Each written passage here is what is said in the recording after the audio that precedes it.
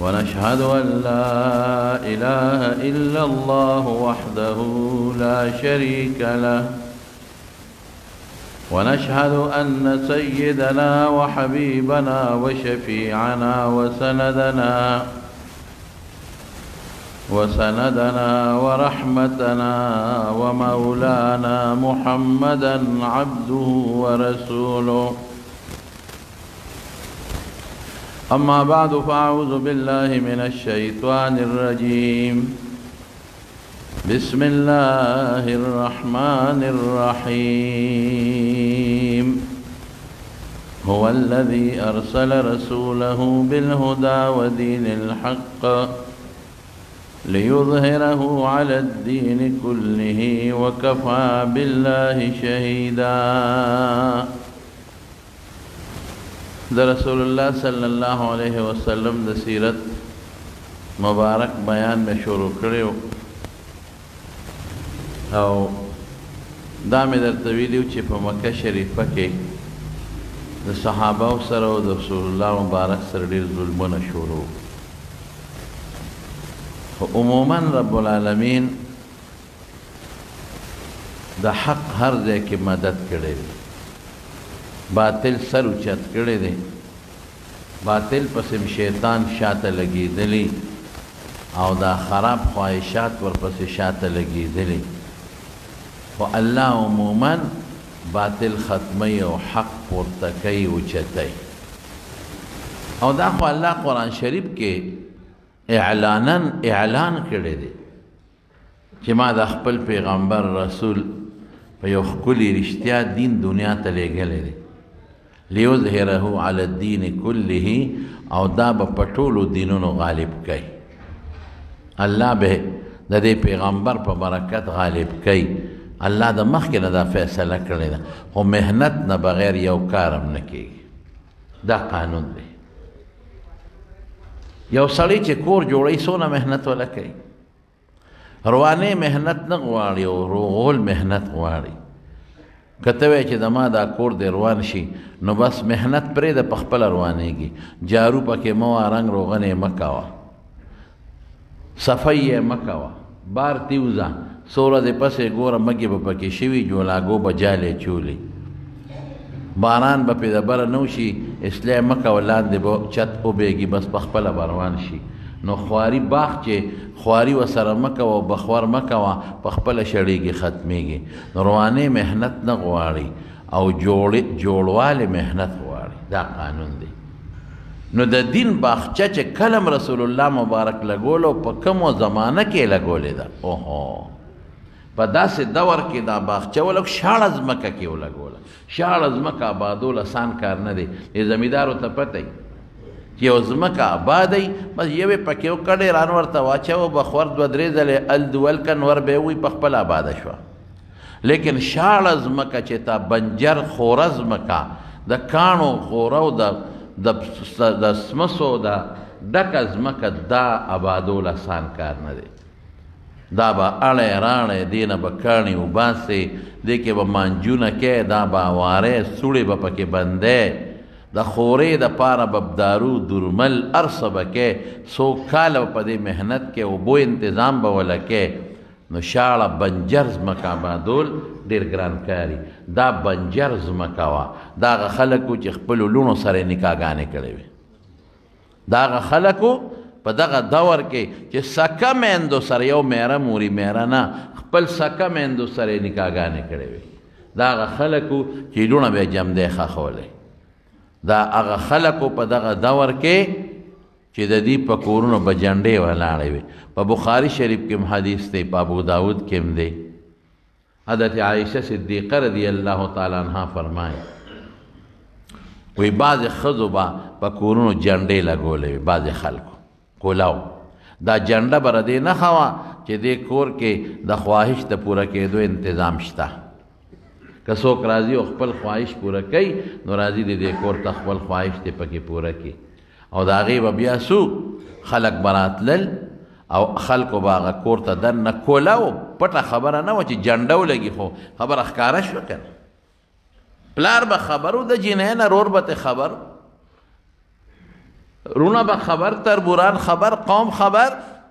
او جنډه لګېدلې دنیا راځي او خپل خواهش پوره کوي او چې کله به د هغه ښځې حمل امید به پیدا شو او بیا به بچیو شو نو چې څومره خلک به دې ښځې له راغلي ټول به یې راغوښتل عایشه بیبي وایي او ټولو ته به یې وایي تاسو ته پته ده چې ما سره م څه کړي دي او دا بچی د هغې نه پیدا دی نو چې ښځې به په چا ګوته کېښوده پلانکي دا ستا دی دا ښځې خوښه وه چې په چا به یې ګوته کېښوده او د هغوی رواج ده چې انکار یې نه شو کولی دا یې رواج و چې په چا به یې ګوته کېښوده بچی به د هغه میراث به یې د هغه نه وړو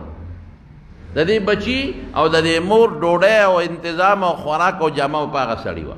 انکار به یې نه شو کولی چې دا د هغې رواج ده بیا پکې مړي کېدل څومره بې غیرتي او دویمه واوره د دې نه خرابه دویمه داسې وه چې یو کور ته به غون خلک په یو ځل ور دننه شو 12 کسان او یو ښځې سره به یې خپل خواهش پوره کړ نو چې کله به دا ښځې بچیو شو ناسړي به یې راوغوښتل وی راشئ تاسو ما سره دا چل کړی دا ماشوم دی پیدا شوی او علم قیافې والا یو کسي چې هغه د لاسو د خپوره د کرښو نه پته لګی اب یې راوغوښته نو د ماشوم لاس خپو ته به یې وکتل او چې چا کم زناکار به و د هغې لاسونو خپو ته به یې وکتل نو چې چا سره به یې کرښو سمې غوښته وي دا ستا بچی دی میراث به یې هغه نه وړه نسب به هم د هغه نه شو به یې پلار شو او د دې ښځې او د دې ماشوم ډوډۍ او نفقه او هر څه به د هغه نو څومره عجیبه بې غیرتي او درېیمه د دې نه غټه بې غیرتي کومه وه دا لا واوره چې یو کور والا سړي به خپله ښځه په خپله یو لوی سړي له ولېږله په خپله پټه نه ښکاره هغه ملک صاحب له هغه نواب صاحب له هغه مالدار له هغه سړي له شا به لاړه شه او خپل خواهش ورسره پوره کړه په خپله نو چې دا ښځه به یې لاړه د دې سړي او د هغه سره به یې خپل خواهش پوره کړه نو دی به ورته نه نږدې کېده دی به نه نږدې کېده خپل خاوند چې د هغې نه به یې امید ښکاره شو که نه نو بیا به ورته نږدې کېده دا ولې وایي چې زمونږ په خاندان کې د هغې خان بابا نواب بابا ملک بابا بچی پیدا شي اصیل بچی چې مونږ کره راشي چې زمونږ قوم کې او زمونږ خاندان کې اصیل بچی راشي سوچه بچی د پلان کې بچی راشي لکه بېدبي دی معافي او د بخاري حدیث دی د عایشې بیبي د تمې وایي لکه دې زمانه کې چې څوک غوا یو ښه غوی للیږي دا مثال به ورکړم دا یو مثال شو دی د جاهلیت تیاره کې چې لوڼه به یې هم جمدی ښخولې ډاکې به هم کولې مردارې به یې خوړلې په دغه زمانه کې بنجره ځمکه کې د کفر بنجره ځمکه د ګمراهۍ او د دلالت بنجره ځمکه د جاهلیت بنجره ځمکه دی کې الله نبی کریم صلی الله علیه وسلم الله دنیا ته ښیي چې دا دومره خطرناک بنجر او شاړه ځمکه کند کپر ځمکه د کفر او په جاهلیت دام زه آبادول غواړم نو زه آبادولی شم نو دا ځمکه بنجر چې آبادېږي نو خواري به غواړي که به نه غواړي محنت خامخا غواړي دا ډېر محنت غواړي ډېره خواري غواړي نو رسول الله مبارک او د هغه صحابو ډېره زیاته خواري کړې ده قسم په خدای ډېر محنت یې کړی دې وجې نه خو الله پیغمبر فرمایي د الله پیغمبر چې الله الله فی اصحابی د خدای لحاظ وکړئ زما د صحابو په شان په حق خدای نه ویریږئ د الله لحاظ پېژنئ د الله لحاظ وکړئ زما ملګرو ته کنځل مه کوئ دې کنځل مه کوئ فمن ابغضهم فمن احبهم فبحبي احبهم ومن ابغضهم فببغضي که چا دوی سره مینه وکړه دی ما سره مینه ده ځکه یې ورسره مینه وکړه دوی سره چا بغض وکړه زه یې بدي شم ځکه دا بدي شي صحابه ولې صفت کوي نبي علیه السلام دا خواري کړې ده د بنجره شاړه د ګمراهۍ او د جاهلیت ځمکه یې ورسره هواره کړې ده صحابه ولې لوی مخلوق دی د صحابه قرآن کې الله صفت کوي والذین معه اشداء علی الکفار رحماء بینهم تراهم ركعا سجدا يبتغون فضلا من الله ورضوانا سيماهم في وجوههم من اثر السجود ذلك مثلهم في التوراة ومثلهم في الانجيل كزرع اخرج شطأه فآزره فاستغلظ فاستوى على سوقه يعجب الزراع ليغيظ بهم الكفار الله صفت او الله وی دا ما چې مثال د دې صحابه او د پیغمبر د مرګرو درکا وی دا په تورات او انجیل کې مشته وای دا ما په مخکې کتابونو کې هم ذکر کړی او الله ځکه تا ته وی یا ایها الناس اے خلقا آمنو کما آمن الناس آمنو کما آمن الناس داسې ایمان راوړی لکه صحابه والا معیار د ایمان ستا د صحابه ایمان دی صحابه چې دا څومره لوی مخلوق دی جلیل القدر شخصیات دی دا پیغمبر مبارک سره دا شاړې ځمکې باندې کړي دا محنت دا سر دا وجود دا لاس په د دې ایمان د خاطر چور چور شوی دي او تکلیفات برداشت کړي هغه تکلیف نتیجه او ثمره د خوږې الوا په شکل کې اوس موږ ته مخامخ ورته ایمان سن 6 نبوي کې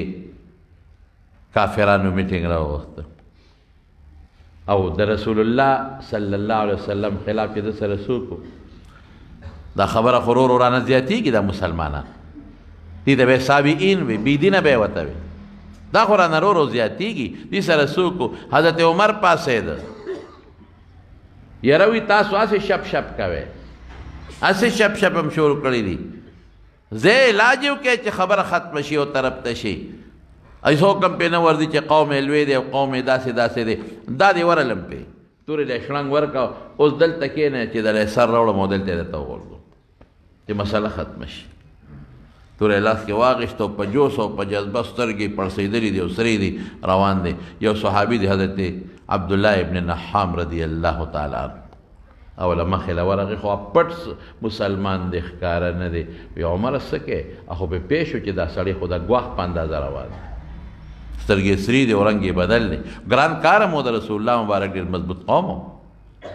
یاروي دا محمد چې دی صلی الله علیه وسلم لګیا دی زمونږ په خدایانو پسې خبرې کوي نوی دین خوري نن به پته لګي دا توره مې راغشتې ده یا به مرم او یا به سر پرې کوم خو صحابیو خو پټو په عمر مکه ودا سکے ځان له کار ګوري وې نه کېږي وې لوی قوم دی لوی قوم سره به سکے بس وې د خپل مذهب او دین د پاره دا قرباني ورکوم مکه او عمر لوی ځان له کار مګورستانه لوی خلک په مکه کې شتا هغه نصیحت کو نه سمېده وې عمر یو خبره د تکوما وې نشي وجل بس عمر په پېښ وې داسې معلومیږي لکه تم بي دینه شوی پلار نیکه دین دې پرېښی دی د پسې ګواښ خو کورې که تا مخکې برابروم هغه وي ما پرېږده ورشه خوره او اوښې دې الواله پیغورې وله ورکړه ما پرېږده ته چې د کمې ډیوې او د کمې شمې د رڼا مړه کولو لځې د هغې رڼا ستا خور کره تلې ده اوښې دی خور دې د هغه ملګري دي او ته هغې پسې ځې چې دا پیغورې ورکړه عربو کې دا غیرت ډېر زیات دی اوس هم پکې شته پښتون قوم کې غیرت ډېر دی پښتون قوم په غیرت ودرېږي عربو کې غیرت ډېر زیات دی خو چې دی واورېدل بس رسول الله مبارک اراده یې پرېښود او اوښې کورګل اول دوی کره ده خور کرله سعید ابن عمرو ابن نوفل رضی الله تعالی عنه دا لومبو زمانو کې لومبي مسلمان دی او په عشره مبشرو کې نوم لس کسان چې رسول الله مبارک نومونه په یو مجلس کې اخیستي دي چې دا به جنت کې هغه میرټ لیست کې چې لومبی کم میرټ لیست دی لومبی لس کسان اول په هغې کې د سعید ابن زید ابن عمرو ابن نوفل نوم دی نو د عمر د خور نوم فاطمه بنت الخطاب وه هلته ورغی اوس هغوی لګیا دي حضرت خباب رضی الله عنه یو استاد دی د هغه قصه مې راته مخکې کړې چې تکلیفونه پرې تېر شوي او ورته قرآن ښایي او دروازې د دننه نه کونډه کړې ده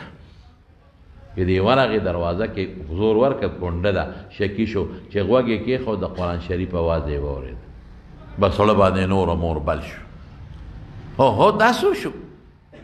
دا خو واقعي د هغه زما خورم د هغه په دین ده اوښې مې په دین دی اورېږه دي چې ته پرېږدم او غزار یې ورکو د دروازې له د تورې په دې سټۍ باندې ډزار ورکو هغې خو پوه شو او چغې وی ور لرکې خورې ډېره هوښیاره وه هغې د خپل خاوند ته وې سړی خو راغې خدای دې پکې خیر واچوي مونږ به ورسره څه چل کوو هغه استاذ ته وې حضرت خباب ته وې ته چې ته پټ شه په تا غزارونو کې دی خورې مو دی اوښې دی مونږ به راکاږو سره خو ته پټ شه دی چې ته کوټه کې د کټ لاندې یا یو ځای کې پټ کړه چې هغې ورته څنګه ورکولاو کړه د دې اوښې سره مشتو ګریبان شو زورونه مو تکړم دی او د دې تورې په دې موټي باندې دا اوښې وایي زه ستاسو پیغمبر مرګ پسې روان شوی او تاسو د هغه دین قبول کړی دی دا هم څه کړي دي جګړه شروع وه نو یو خوا خور یې راله چې یو خوا مې رور دی یو خوا مې خاوند دی منځ کې بیچ بچاو کو خلاصې یې کړ چې دا راله او خلاصې کوي په دا منځ کې نو عمر له خو غوسه وه دې څپېړه لاس یې اوچت کړه او دا خور یې په دې مخ وواله او دومره مضبوط غزار یې ورکړه دونه مضبوط غزار چې د هغې د مخ نه وینو څاڅکي ووالې دار یې ووالې او هغه دار یې د عمر په مخ پرېوتی او په جامو یې پرېوتی نو چې خور نه اوښکې وبهېدې او وینې ته دار یې ووالې ولګېده نو بس په غوسه شوه وی عمره ته هم د خطاب زوی او زه هم د خطاب لورې ما تا پښتانه وایي موږ په یو لوښي کې لتې والې دي د یو وینې نه موتا پیدا یو بلکل ټیک د دې مسلمان دی او زه مسلمان یم لاس د خلاص توره د سره چې څه دې خوښۍ کوه ځه څه کولی شي وجه مړکه ها زما دا ماری ونیسه که دا مړکې مړکه ها توره سره ده بس وال ټکول پرېږده وه مړکه مونږه لال که مونږه زه مسلمان یم او دا مسلمان دی او په ژړا هم شو غریب ښځه په زړه کمزورې وي ایماني جذبه وه چې حضرت عمر فاروق د خور د سترګو ته وکتل چې اوښکې ترې روانې دي او د مخ وینو ته وکتل چې وینې ترې روانې دي د هغې جذبې ته وکتل نو ډکې رحم راغی دا خو د الله یو داد دی چې د چا زړه ته خدای پاک یو شی ور واچوي د الله راواچوي د الله د طرف نه سختدلي خطرناک شی دی او نرمدلي د الله خوښه یي ډکې رحم راغی تورې هلته وغورځوله کېښودله او د اوښې ته وایي د خور ته وی تاسو څه وې ما ته لږ ووایه حضرت خباب پوه شو چې مسله بدلېدو والا ده د کټ د کوټې نه راووته او ای عمر انصاف نه کار واله انصاف ته څه کې په کوم طرف سره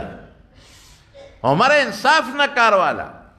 ته چې د چا مرګ پسې منډې وې ګرځې زما په خدای قسم چې دغه شخصیت بیګا ستا دپاره د خدای په دربار کې لاسونه اوچت کړي دا انصاف کې ته ظلم نه دی تعالی څه کوي ته څه کوې او واقعي د شپې نه صحابه و نبي علیه السلام ته شکایت وکړي صاحب دوه کسونه ډېر تنګ یو یو د عمر ابن الخطاب نه او یو د عمر ابن هشام نه د ابو جهل نوم عمر ابن هشام دونه ډېر زیات تنګ یو څه چل وکړه الله رسول ډېر په لاره ته نه شو تللی وهل ټکول سپېرتوب موږ خو دوی ذلیله کړو دوی څه چل وکړه نو رسول الله مبارک د الله دربار کې لاس اوچت کړ اللهم اعز الاسلام باحد العمرین خدای دې دوه عمرو کې یو مسلمان که الله او اسلام له پې غلبه ورکړه رب العالمین اسلام پې مضبوط کا نو زمونږ د طالبان وی د ده نوم عمر و د هغه نوم عمر و د ده دې نوم له تغلیب ورکړه عمرین یې ونه وي عمرین یې وي دعا د ده په حق کې قبوله شو نو بېګا خو رسول الله مبارک ستا دپاره خدای ته جړاګانې کړي دعاګانې کړي دي او تا هغه مرګ پسې ګرځې دا انصاف دی زما وروڼو اوس هم دا حالت دی ګورې دا خلق لګیایي دي مولیانو پسې کنځل سپکې بدې قسم په خدای دا بې انصافي ده دا ملا ستا دپاره لګیا دی دا ملا چې لاس اوچتی وي خدایه زما دا مقتدیان خدایه زما دا شاګردان خدایه دا مسلمان هدایت به تو موږ له ستاسو دپاره شین شو په بیت الله کې تاسو له دعاګانې کوو په مدینه شریفه کې تاسو له دعاګانې کوو په درسونو کې تاسو له دعاګانې کوو یوازې زه نه ټول مولیان دغه دعاګانې کوي چې زموږ د بخاري ختمي د ترمذي ختمي او که زموږ د قرآن ختمي نو موږ وایو خدایه چې څوک د علماو سره محبت مدرسو سره نو مې مسلمان ټکې پکې وایو خدای هدایت ور نصیب کړي اوس هم دا مولیان ستاسو دپاره غریبانان لګیا دي اخو ځان خدای پاک هغه علم ورکړی دی څوک به لږ عمل کوي څوک به ډېر کوي خو چې دا محنت کوي یا خدای وي کافرو له دعاګانې کوي دا علما خدای دې کافرو ته هدایت نصیب کړي که نه نو بس خدای دې بیا ذلیله کړي دا دعاګانې اوس هم دا علما ستاسو دپاره خدای ته دعاګانې کوي که ستاسو خادي وي تاسو له دعاګانې کوي که ستاسو مړي وي تاسو له دعاګانې کوي که ستاسو خیرات دي تاسو له دعاګانې کوي که ستاسو سنتونه تاسو له دعاګانې کوي که ته کور جوړ کړې ملا صاحب بوځې دونه دعا درته وکړي دونه څه ځان ته نشي کولی او بیا هم خلک مولیانو پسې لګیا دي په دغه جومات کې ستا بچو ته قرآن ښیي ته بیا هم ورپسې لګې په دغه مدرسه کې غریب خیر غواړي دا مولیان دا محتممان خیر غواړي چنده څه شی دی لکه خیر دی خیر خو یو د ګناه والا خیر نه دی سوال کوي سوال د خلکو نه پیسې غونډوي او ستا بچو ته مفت تعلیم ورکوي مفت د که نه په یو سکول کې په خپل بچي خیراتي تعلیم وکړه که نه وکړه که نه سرکاري سکول کې بم دنه پیسې لګي په مدرسه کې د 2 روپۍ نه لګي 2 روپۍ نه لګي مدرسې والا ورته قالین اغشتري درې اغشتره په هغې درته کېنولي په شاړه ځمکې نه کېني مدرسې والا پکې ورته لګولی دی مدرسې والا ورته استاد تنخواه ورکوي لیټرین غسلخانه یې جوړه کړې ده لنګر والا ورکوي کتاب هم ورکوي بالکل فری تعلیم مدرسه ورکوي قرآن خی عقیده خی عمل خی اخلاق خی مفت خی مفت سوال کوي غریب خو ستا بچو له مفت تعلیم ورکوي بیا مو پسې خلک لګیا دي خبرې کوي سپیره خلک دی بدبخته خلک بدبخته او سپیره خلک دا د مخکې نه شی ور روانه ده دا بې انصافي ده چې کوم انسان خیراتي او مفت تعالی مونځ درکوي خیراتي او مفت ستا بچو ته سبق ښیي خیراتي او مفت ستا بچو ته عقیده ښیي او خیراتي او مفت ستا بچو ته دین ښیي انصاف دا نه دی چې تور پسې به دې ردې ووایي انصاف دا دی چې د ده لاسونه ښکل کې انصاف دا دی چې ته دته دعا وکړې انصاف دا دی چې د ده په بدو خپه راکاږې وی نه شرمې الله به تپوس کوي قیامت ورځ که الله خو شته ده قبر هم شته او دا قیامت هم شته د دې تپوس به الله کوي چې ما دا علماو څه کول تاله او تا ورسره څه وکړل د مدرسو تا سره څه وکړل ظالمه دین یې درته ښو زما قرآن یې درته ښو او تا ورسره څه کړي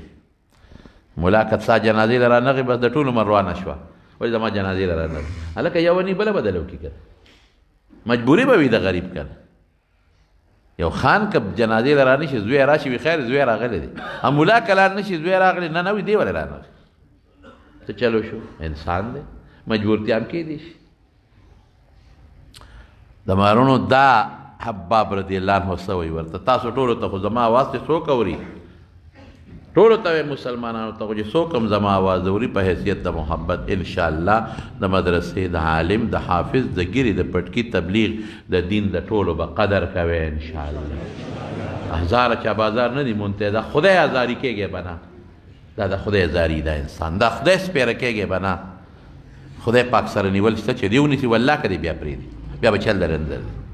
علماء قدر کوي عزت علماء سره غم خادم په عدل بدل مه کوي چې مال راغلی دی نه د خدای دپاره کوي بهر کې زمارونو حضرت خباب رضی الله عنه ورته وي عمر انصاف دا نه دی چې ته څه کوې ته چې د چا مرګ پسې روان یې بېګا د خدای په دربار کې تا ته جړلي ستا دپاره جړلي دي او سوالونه کړي دي لږېړه بیا نورم نرم شو وی ته راوړه که نه هغه تاسو څه لوستل نه خور ورته سره شوه وی نه ته ماله راوړه وګورو وی نه نه در کوم ولې نه راکې وی ته پلیتې وی څوکم وی ولمبه هلته رسول الله مبارک د شپې دعا کړې ده هغه دعا د خدای عرش سره ډغره والې ده اوس بدل دی مقلب القلوب زړه اړونکی الله دی وی ښه غسلخانې ته ننوته وی لمبل وی اوس خو راته ووایه که نه د قرآن شریف یو څو ایتونه یې ورته ووایي چې وی زړه بدل شو زړه واوړېد د زړه دنیا بدله شوه وی ما رسول الله مبارک لبوز نبی علیہ السلام مبارک دار ارقم کې یو کورو هغې کې پټ لګیا دي صحابه سره اول ته اطلاع رسېدلې ده چې د الله رسوله عمر ستا مرګ پسې راوتی دی هلته صحابه هم پریشانه دي ولې پریشانه دي هغوی ته اړر و چې اعرض عن الجاهلین غږ به نه کوې که توره باندې غزار هم کوي غږ به نه کوې که څپېړه مباسې غږ به نه کوې د الله اډر دی د الله اډر ګنې علاج ورسره و دا نه چې نو ورسره بس هغوی وي خدایه که تورې سره راغې مونږ خو تا الله منې کړي چې اعرض عن الجاهلین غږ به نه کوې پوټې به جواب هم نه ورکوې او دی په رسول الله مبارک غزار وکړه څه به کېږي خور هم ورسره شوه اوښ هم ورسره شو او دار ارقم ته ورلل او چې څنګه ورلل دی لږ مخکې و دی خو جذباتي و په دروازه ورننه صحابه یې الله رسول هغه دی راغی لیکن د دواړو جهانو مبارک سردار د هغه نه لوی بهادر انسان بل څوک نو صحابوی ما رأینا اشجع منه د حضور پاک نه بهادر شخصیت موږ نه دی لیدلی ډېر بهادر و وی دغه دې صاحب راغی وی بس نبي علیه السلام ور منډه کړې وی اخوا شه زه پوه شه دی پوه شه که په ښه نیت راغلي چې مرحبا ورته ویم هرکلې ورته ویم او که په غلط نیت راغلي د ده په دا توره به دا سر وام او چې څنګه ورغی رسول الله مبارک دقه مرۍ نه ګریوان نه کلک ونیوه دې مرۍ ته یې ورته لاس ور واچو وی عمره په څه نیت راغلی حضرت عمر فاروق نه چا تپوس بیا وروسته وکړو وی چې ستا ګریوان ته د رسول الله مبارک لاس راغی وی حالت دې څه اوهو وی د سر د ویښته نه خپو پورې خولې خولې شومه عمره په څه نیت راغلی وی د الله رسول علیه السلام په نیت او چې څومره خلک وو په دار ارقم کې خوشحالۍ نه ټولو چغې کړې الله اکبر الله اکبر الله اکبر او ابن ماجه کې یو حدیث دی ابن ماجه کې الفاظ داسې دي استبشر اهل السماوات باسلام عمر دلته یو ته مبارکي ورکوي مبارک عمر مسلمان شو خوشحالۍ کې خلک مبارکباد وایي ځکه ما مبارکباد وایي مبارک د پلانکي زوی شو مبارک خوشحاله شه لکه ابشر عرب وایي ابشر مبارک پلانکی زوی شو پلانکی وعدو کو دنیا کې دلته مسلمان یو بل مبارکي ورکي او رسول الله مبارک فرمایي په اوو اسمانونو کې فرشته یو بل مبارکي ورکي مبارک عمر مسلمان شو اسمانونو کې خوشاله شروع دي ابشر یو فرشته بل ته ابشر ابشر ابشر خوشاله شه خوشاله شه خوشاله شه مبارک عمر مسلمان شو لیظهره على الدین کله الله فرمای و دین غلبه شروع شد حضرت حمزه مسلمان شو طاقت پیدا شو د مسلمان حضرت عثمان مسلمان شو طاقت پیدا شو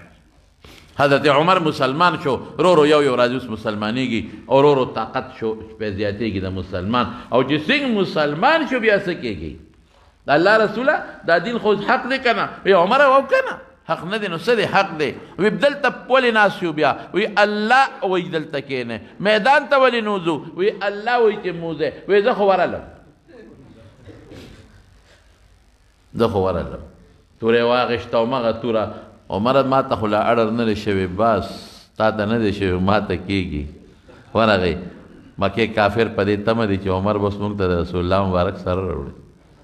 او دی چې څنګه ورغی توره یې داسې لهره وکړه لاس کې وړقوله وایي که څوک مې پېژني خو ها که نه پېژني انا عمر بن الخطاب د خطاب زوی عمر یم ما اسلام راوړو د رسول الله مبارک په لاس بیعت وکړه مسلمان شوم که چا کې ایمان یې را دې خوا دې شي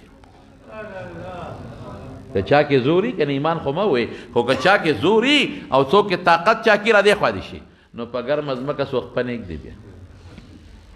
دا په غریب هر سړی نر دی دا په کمزور هر سړی نر دی دا په حیادار سړي په حیادار هر سړی نر دی او په ګرمه ځمکه پښتانه وي څوک پنېږدي څوک هم نشو پاسېدی چې راپاسي او د ټولو خلکو مخکې د بیت الله په مخکې چغه وواله اشهد ان لا اله الا الله واشهد ان محمدا عبده ورسوله څلوېښتم یا یو څلوېښتم مسلمان او یولس تقریبا که څو ښځې ترې مخکې وي ایمان لقب بالفاروق بعضې علما وایي په دې وجه ورته د فاروق لقب میلو شو دین اوچت که ښکاره که موجوده که د کفر نه اعلان یې وکړ څوک یو بله خبره کوي وایي د فاروق دا لقب په بله وجه ورته میلاو دی خیر هغه چې ته مقرره شي بیا به درته وروسته ووایم دا خو یو طاقت میلاو شو مسلمان ته زما وروڼو دې ظالمانو بیا ظلمونه شروع کړل خو چې څومره هلته کې اسلام له غلبه راځي دوی خپله بیا دې کوشش کوي دې محنت کوي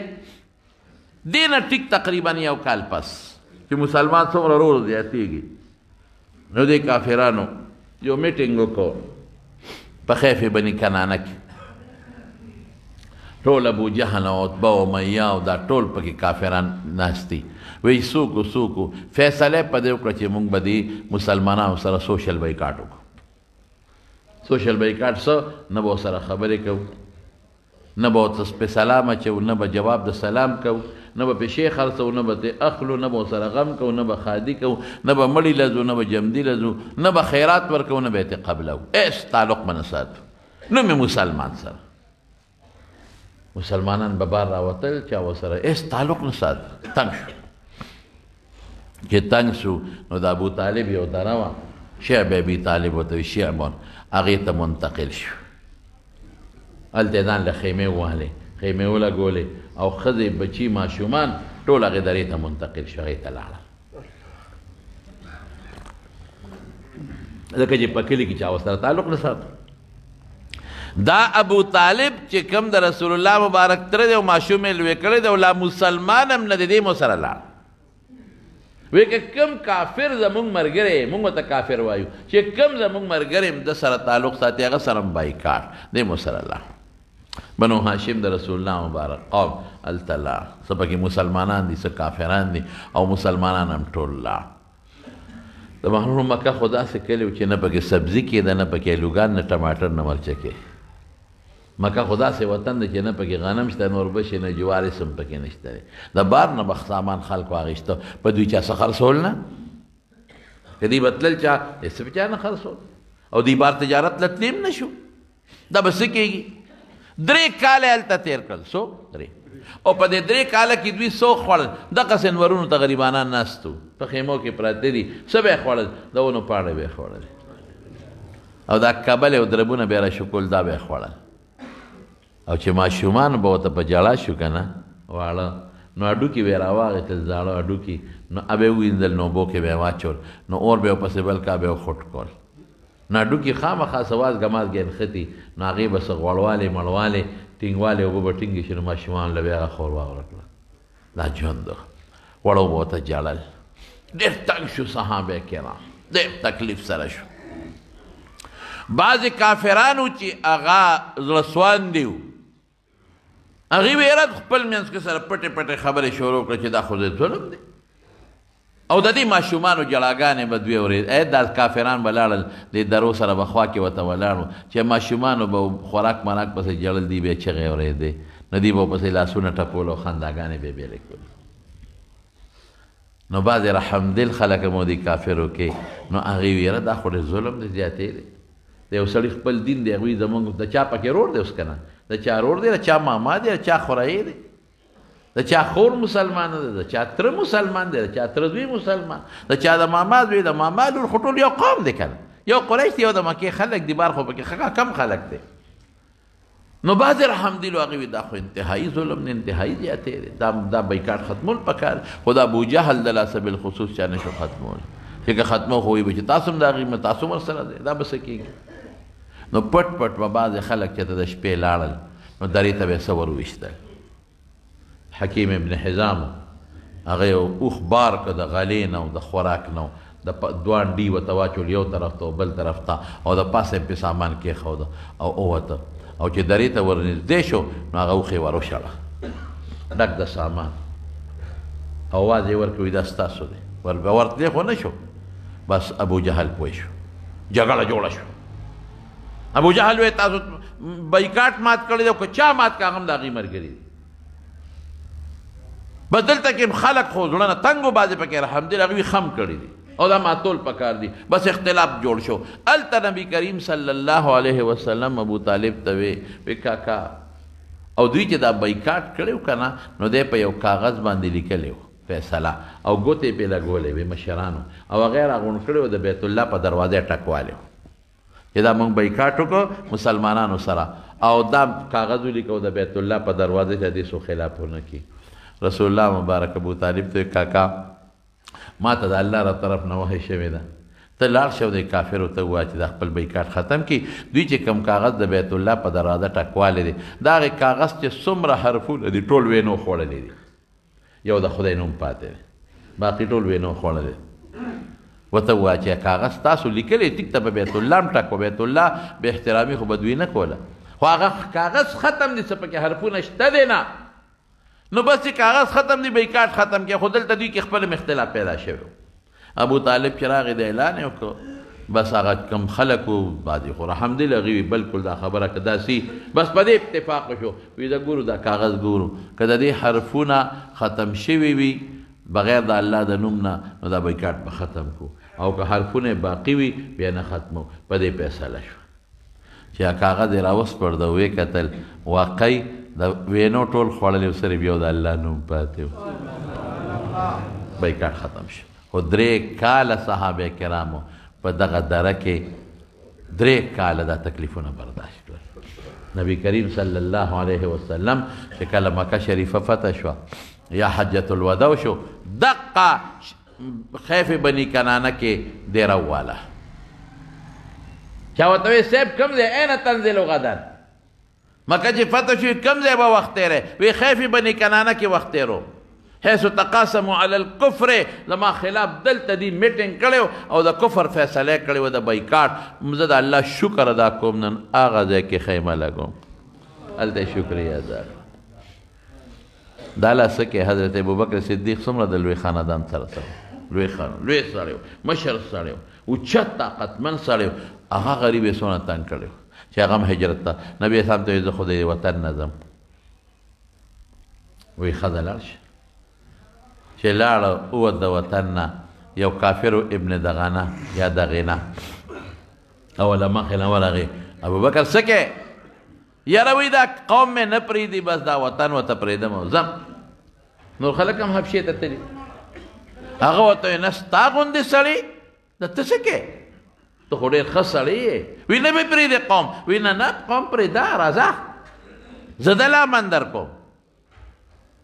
زه دې بوزم امن در کوم ته خو د کونډو رونډو خدمت کې د یتیمانانو خیال ساتې د بېکسو مدد کې قرضدارو خیال ساتي ستا غوندې چې داسې مانه یو لاړ شي د ما به څه کېږي ابن دغینه دام لوی کافر و یو غټ ملک و راغی او د مکې په ټولو ملکانانو وګرځېد هلکه وي ابوبکر غوندې سړی تاسو شړی دا چې دا کم عثمان لاړ ابوبکر لاړ چې دا لوی لوی خلک تاسو نه لاړ شي زموږ دا قوم کې به څه پاتې شي پیشه خپل دین یې پیشه او ابوبکر له ما امن ورکړی هغې د خپل ملګري د کافر ابن دغینه ته وی خطا امن ورکړه ټیک تا زمونږ په نظم په امن او یو شرط پې ولګوه وی څه شرط وی ده ته ووایه چې ته دا خپل مونځ او دا قرآن په کور کې در نه وایه حضرت ابوبکر صدیق د دروازې مخې ته ځان له یو چبوتره جوړه کړې وه یو جوماتګۍ نو هلته به ناستو د قرآن شریف تلاوت به یې کوو جړل به یې ورسره ډېر په زړه نرم و نو د کافرو ښځې ماشومان به په لاره تېرېدل نو ده ته به یې کتل تعجب به کو چې دا قرآن لولي او دی جاړي ورسره نو ښځې ماشومانو به ورته کتل نو کافرو هغه ملک صاحب ته وي ابن دغینه ته وي تا خو امن ورکړه خو ورته ووایه چې دا خپل مونځونه او دا قرآن دننه په کور کې پټ وی مونږ یریږو چې زمونږ ښځې بچي ورسره ملګري چېته نه شي په فتنه کې واقع نه شي هغې به ورته فتنه وي ابن دغینه ابوبکر ته تعالی ما امن درکړه خو دې شرط پاسداري به کې دا ټیک شو نو سموده حضرت ابوبکر صدیق